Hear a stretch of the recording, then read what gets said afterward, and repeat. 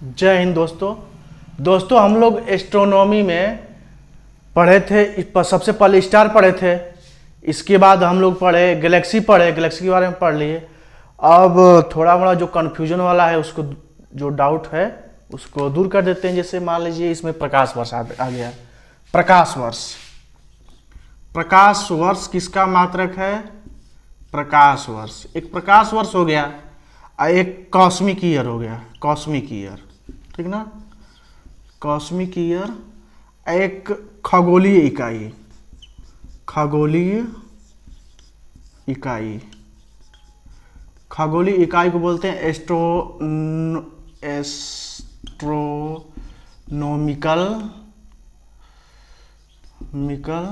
Units, ठीक ना। अब इसके बारे में थोड़ा जान लें, किसका मात्रक है। जो प्रकाश वर्ष है और कॉस्मिक ईयर है, इसमें थोड़ा लोग कन्फ्यूजिया आ जाते हैं। ऐसे कन्फ्यूजिया जाते हैं कि यहाँ पर वर्ष है, यहाँ पर भी वर्ष है, ईयर है ना। तो प्रकाश वर्ष तो मात्रक हो गया दूरी का, एक तो सबको कन्फर्म है 100%। लेकिन कॉस्मिक ईयर में किसका मात्रक है? ये टाइमिंग का मात्रक है। ये टाइमिंग का मात्रक है। टाइमिंग कैसे? टाइमिंग ऐसे कि जो गैलेक्सी है, मंदाकिनी है, इस मंदाकिनी में सूर्य कहीं है ना, सूर्य यहाँ पर है। तो सूर्य क्या करता है कि इसका चक्कर लगाता है मंदाकिनी का, इस गैलेक्सी का। तो इसको पूरा करने में इसको लगता है 25 करोड़ वर्ष। कितना समय लगता है? 25 करोड़ वर्ष लगता है। तो इस 25 करोड़ वर्ष को ही बोलते हैं कॉस्मिक ईयर ना। तो इसलिए इसका कंफर्म हो गया कि एक कॉस्मिक ईयर टाइमिंग का हो गया, ठीक। अब आ गया खगोलीय इकाई, एस्ट्रोनॉमिकल यूनिट्स, ठीक। तो अब इसके बारे में देखते हैं क्या है। जो पृथ्वी है ना, सूर्य का चक्कर वृत्ताकार में नहीं लगाती है, वृत्ताकार में नहीं, दीर्घ वृत्ताकार में लगाती, ऐसे लगाती है। देखिए यहां पर मान लीजिए यहां पर सूर्य है, ठीक। इसको सूर्य, ये सूर्य है और सूर्य का चक्कर जो है पृथ्वी ऐसे लगाती है।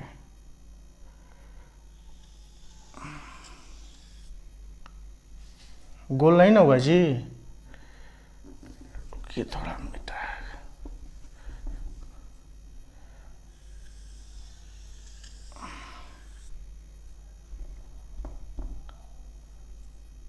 ऐसे चक्कर लगाती है ना। यहाँ पर पृथ्वी को बैठा लीजिए, यहाँ पर मान लीजिए पृथ्वी है, यहाँ पर पृथ्वी है और यहाँ पर भी पृथ्वी को बैठा लीजिए। भाई पृथ्वी चक्कर काटते हुए आएगी ना, पृथ्वी यहाँ चलेगी तो ऐसे आ जाएगी ना घूमते हुए। तो ऐसे पृथ्वी चक्कर लगाती है खगोलीय इकाई में। खगोलीय इकाई क्या है? खगोलीय इकाई कि जब सूर्य का चक्कर पृथ्वी गोलाकार में लगाती, जैसे गोला में लगाती, ऐसे गोल आकार में लगाती, तो गोला में लगाती, सर्कल में लगाती, तो इसका रेडियस तो हर जगह बराबर होता ना। इसका रेडियस हर जगह बराबर होता है।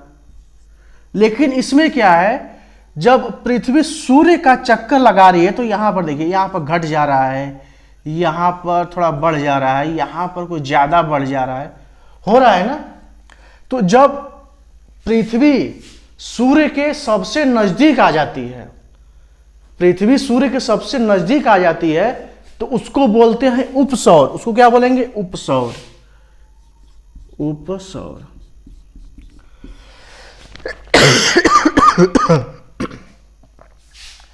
और पृथ्वी सूर्य का चक्कर लगाते समय दूर चली जाती है तो उसको बोलेंगे अपसौर। क्या बोलेंगे? अपसौर बोलेंगे, ठीक ना। जब पृथ्वी सूर्य का चक्कर लगाते हुए इसके पास आ जाती है, सूर्य के पास आ जाती है, तो उसको उपसौर बोलेंगे। दूर चली जाएगी तो अपसौर। याद करने का आसान तरीका, उपसौर जो पास आएगी, मतलब कि मुख्यमंत्री है तो उसको बोलो उप मुख्यमंत्री, मतलब छोटा हो गया ना मुख्यमंत्री से। तो जब नजदीक आ गई मतलब पास में आ गई तो उपसौर, जब दूर चला गया तो अपसौर। कंफर्म। तो अब देखिए इसका जो रेडियस है, ये रेडियस तो है नहीं, जब गोल में लगाती तो इसका रेडियस बराबर होता है।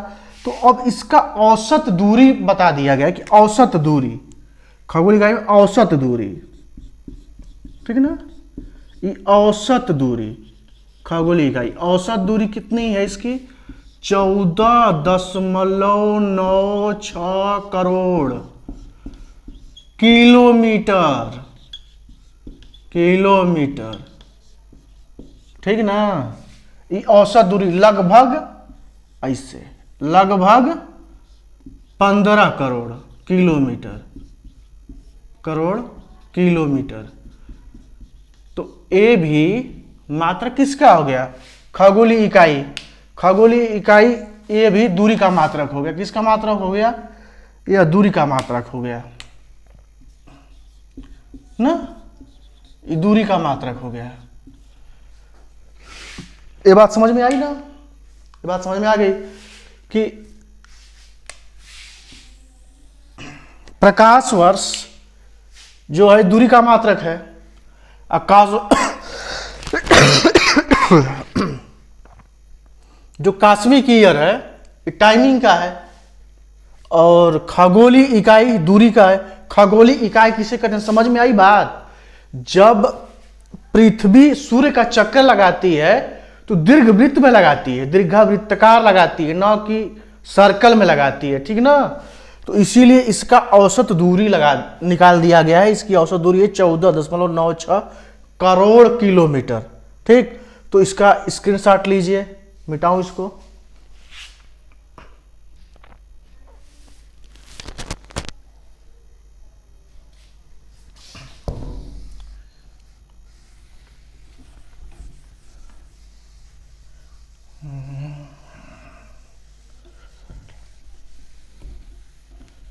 अब देखिए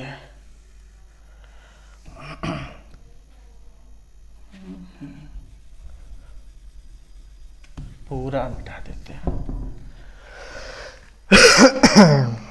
यहाँ पर सूर्य बनाते हैं, इसको, यह सूर्य है, ठीक ना, यह सूर्य है, और पृथ्वी इसका चक्कर लगाती है। पृथ्वी क्या करती है, इसका चक्कर लगाती है।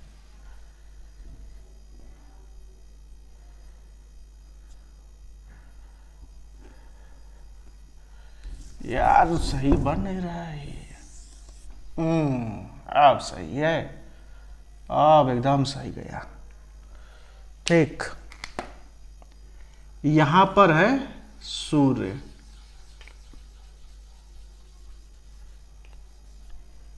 ये सूर्य है, और इस कोने में बना दीजिए पृथ्वी। यहां पर है पृथ्वी, ठीक ना, इसकी सीध में पृथ्वी, और यहां भी पृथ्वी।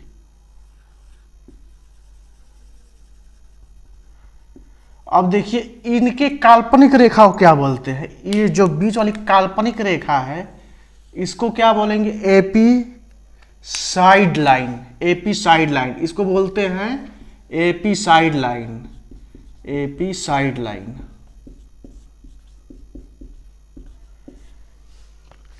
जो उपसौर और अपसौर, उपसौर अपसौर को बीच में के बीच से जाने वाली काल्पनिक रेखा को क्या बोलते हैं, एपी साइड लाइन, ठीक। अब देखिए, अब इसका ये भी पूछता है क्वेश्चन, तारीख डेट पूछता है कि अपसौर कब होता है, उपसौर कब होता है। तो उपसौर होता है, यह जो उपसौर है उपसौर होता है 3 जनवरी ना, और यह होता है 4 जुलाई। उपसौर कब हो, अपसौर कब होगा? ये क्या है? अपसौर है। अपसौर कब, कै तारीख को होता है? अपसौर 4 जुलाई को, उपसौर 3 जुलाई को, उपसौर ना। अब देखिए आपका दिमाग तो यहां पर काम करना बंद कर देगा कि जो पृथ्वी है सूर्य के पास आ गई। जब सूर्य के पास आ गई पृथ्वी, तब क्या होगा? गर्मी पड़ेगी। लेकिन यहां पर तो 3 जनवरी को ठंडी ना पड़ती है, और यहां पर सूर्य दूर चला गया है। यहां पर सूर्य दूर चला गया है, तो यहां पर 4 जुलाई, मतलब कि हम लोग के यहाँ उमस वाली गर्मी होती है, बरसात उमस वाली गर्मी यहां पर होती है। तो अब इसके लिए आप लोग को थोड़ा भारत का नहीं, विश्व का नक्शा देखना पड़ेगा। विश्व के नक्शा में जो नक्शा होता है, जो नक्शा होता है उस, ठीक ना, तो यहां पर भारत है। हम लोग को भारत से मतलब है, यहीं पर भारत है ना। आप लोग देखिएगा नक्शा, देखिएगा जरूर, यहां पर भारत है, मतलब उत्तरी गोलार्ध में है। भारत किस गोलार्ध में है? उत्तरी गोलार्ध में है। जब उत्तरी गोलार्ध में है भारत, उत्तरी गोलार्ध में है भारत, तो पृथ्वी क्या है? 22 डिग्री अंश पर झुकी हुई है। 22 डिग्री अंश पर पृथ्वी झुकी हुई है।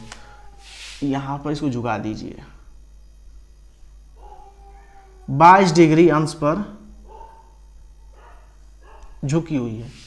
जब उत्तरी गोलार्ध में है, उत्तरी गोलार्ध में, तो अब जो भारत होगा, जब झुकी हुई है तो भारत यहीं पर है। ऐसे ऐसे झुकेगा तो भारत तो यहीं पर, उत्तरी गोलार्ध में इधर ही है। तो अब यह चला जाएगा यहां पर। भारत कहां आ गया? यहां पर आ गया, ठीक है ना। और यहां पर भारत कहां आ गया? यहीं पर, यहां पर भारत आ गया। दिख रहा है आप लोग को? समझ में आ रहा है? जब कहां आ गया? यहां पर आ गया भारत। तो अब देखिए, जब सूर्य की रोशनी पड़ेगी, तो सूर्य की रोशनी यहां पर पड़ेगी तो सीधा पड़ेगी, सीधा जाएगी। यहां पर डायरेक्ट रोशनी पड़ती है, डायरेक्ट रोशनी पड़ती है, ठीक, यहां पर। तो जब डायरेक्ट रोशनी पड़ेगी तो गर्मी होगी। अब यहां पर क्या पड़ रहा है? देखिए कहां, यहां पर आ रहा है प्रकाश। कहां आ रहा है? तिरछा आ रहा है, डायरेक्ट नहीं। यहां पर तो, यहां पर है ना भारत, और यहां से डायरेक्ट प्रकाश जा रहा है, डायरेक्ट। और यहां पर डायरेक्ट प्रकाश कहीं से नहीं जाएगा, देखिए कहीं से नहीं जा रहा है, तो तिरछा आएगा। तो इसलिए यहां पर ठंडी पड़ती है 3 जनवरी को, और 4 जुलाई को गर्मी होती है। अपसौर कब होता है? अपसौर 4 जुलाई को होता है, उपसौर 3 जनवरी को होता है। कंफर्म हो गए आप लोग? जब एक कंफर्म हो गए, तब इसको हम मिटाते हैं। इसको देख लिए, जान जाइए बढ़िया से। स्क्रीनशॉट ले लीजिए और इसको मैं मिटा दूं।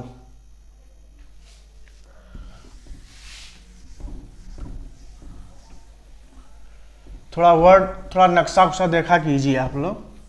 नक्शा उक्शा देखेंगे ना तभी समझ में आएगा। धीरे धीरे चलेंगे, धीरे धीरे चलेंगे तभी तो समझ में। अभी एक बार एक बढ़ाएंगे तो भाई हमको आप लोग साथ दीजिए, मैं बढ़ाऊंगा, अच्छे से पढ़ाऊंगा, ठीक ना। तो ये गैलेक्सी है, अपनी मंदाकिनी है, ठीक ना, मंदाकिनी है। तो अपनी मंदाकिनी है, तो अपना इसमें एक सूरज भी है, अपना एक सन है, सूरज, ठीक, एक सूरज है।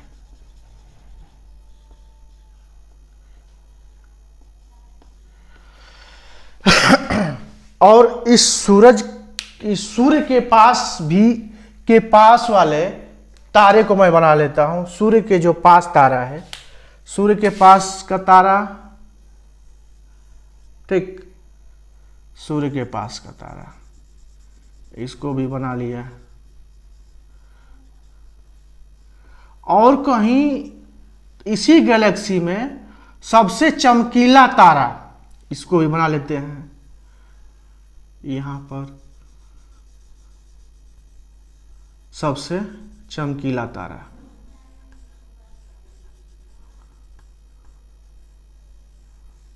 ठीक ना।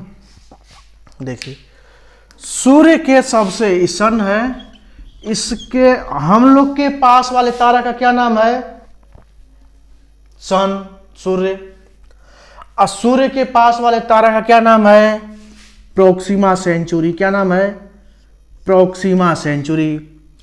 और सबसे चमकीला तारा कौन है? सबसे चमकीला तारा, सबसे चमकीले तारे को बोलते हैं डॉग स्टार। क्या बोलते हैं? डॉग स्टार, साइरस ना। सबसे चमकीला तारा क्या है? साइरस, डॉग स्टार ना। अब हम लोग के जो पास जो गैलेक्सी है, पास वाली गैलेक्सी, उस पास वाली गैलेक्सी का क्या नाम है? उस पास वाली गैलेक्सी का नाम है देवयानी। देवयानी, इसको बोलते हैं एंड्रोमेडा। एंड्रोमेडा, ठीक ना। यही चीज है। और देखिए गैलेक्सी तो बहुत सारी हैं। गैलेक्सी, आकाश गंगाओं में कोई कमी है क्या? कोई कमी नहीं है। 100 अरब गैलेक्सी हैं, 100 अरब गैलेक्सी हैं। इधर भी गैलेक्सी है ना। पूरे तो गैलेक्सी तो भरी हैं।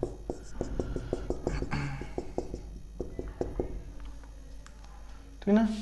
अब देखिए, अब इसमें एक परिकल्पना है व्हाइट होल की। ये माना जाता है कि जितने भी प्रकाश आ रहे हैं, जितने भी प्रकाश आ रहे हैं पृथ्वी पर, किसी एक बिंदु से आ रहे हैं। इसको बोलते हैं व्हाइट होल। माना जाता है, परिकल्पना है। तो परिकल्पना है। तो इसको बस जान लीजिए, बस इतना ही जानना है कि व्हाइट होल क्या है। इसको मान लिया जाता है कि प्रकाश एक बिंदु से आ रहा है, तो इसको व्हाइट होल कहते हैं। एक है ब्लैक होल। तो ब्लैक होल क्या है? ब्लैक होल तारों का, जो तारा मर गया वो ब्लैक होल हो गया, डेंसिटी उसकी बहुत ज्यादा होती है। और ब्लैक होल क्या करता है? जो छोटे छोटे तारे होते हैं, श्वेत बामन और काला बामन, सबको अपने में समा लेता है। और ब्लैक होल यही है। ब्लैक होल, मरे हुए तारे को ब्लैक होल बोलते हैं। मरे हुए तारे को ब्लैक होल बोलते हैं। और व्हाइट होल, ये मान लिया जाता है कि सभी प्रकाश एक बिंदु से आ रहे हैं, उसको व्हाइट होल। ठीक है। आज का क्लास बस इतना ही। जितना पढ़ा है उसको देख लीजिएगा, वो आएगा ही। और फिर अब नेक्स्ट चैप्टर लेकर आएंगे। अभी पढ़ना है तारामंडल, नक्षत्र, सब मैं पढ़ाऊंगा, अच्छे से पढ़ाऊंगा। ठीक ना। लेकिन इसके लिए आप मेरा वीडियो लाइक और शेयर जरूर कीजिए, जिससे मेरा हौसला बढ़े और लेकर मैं रोज रोज आता रहूं आपको नया नया चैप्टर। धन्यवाद। जय हिंद, वंदे मातरम।